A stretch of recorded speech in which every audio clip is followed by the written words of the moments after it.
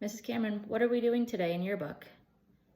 That is the most basic question I get every day. Even though I tell them the same thing almost every day, that we need to complete our pages for our yearbook because we have a deadline coming up. Whether this deadline is a big deadline, as pages are going to the plant to be printed, or it's a small deadline on their pages where they have stories and photos and interviews. Either way, there are several deadlines when it comes to a high school publication. I have been an advisor for 3 years, and I have learned the hard way on a few of these deadline procedures, but this year, being my 3rd year in, we are producing a yearbook that is very good compared to our years past. Let's put it that way. It took a while to learn how to manage a classroom where I have editors that are independently working and know their jobs and everything. I have 10th graders that are brand new to the program and need a little bit more time management skills, let's say. And I have returning staff that understands the procedures but still needs to be accountable. So is a tough thing to do when you have several jobs trying to be done at the same time. The first year, I did not manage time very well, and we learned the hard way, and we struggled to meet deadlines. And I was told that they were doing what they're supposed to be doing, and it is a student-ran class, so the editors were basically running the course. That's not how it is. It just does not work. So coming into my 3rd year, I have learned some more classroom management skills that pertain to journalism, and it has helped. So the biggest thing is having small deadlines.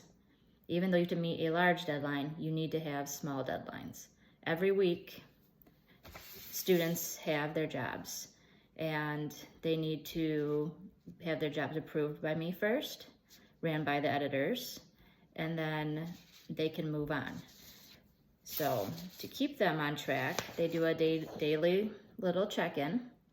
This is just one I used last week, and their little duties are at the top. This was for our Spirit Week, so it's not as dramatic as some of the other ones.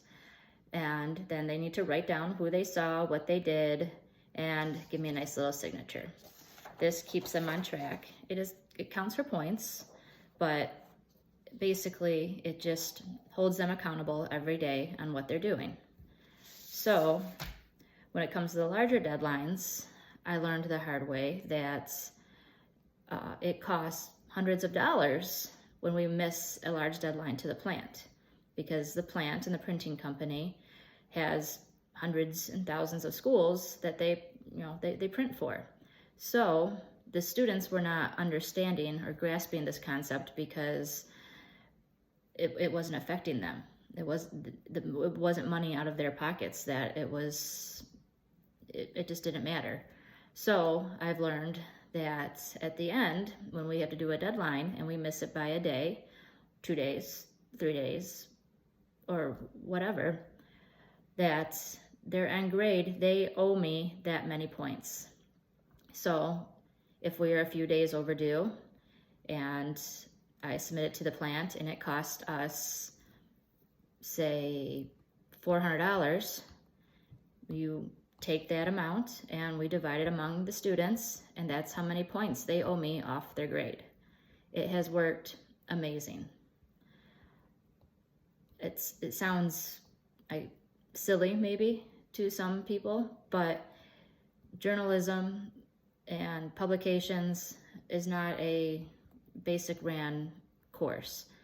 There are so many small deadlines that have to be met to be able to make your final deadline. So I highly suggest you make small, weekly, even daily deadlines to help match your final deadline to the producing company. My name is Stephanie Cameron, and this is my technical presentation on how to meet deadlines in a high school yearbook class.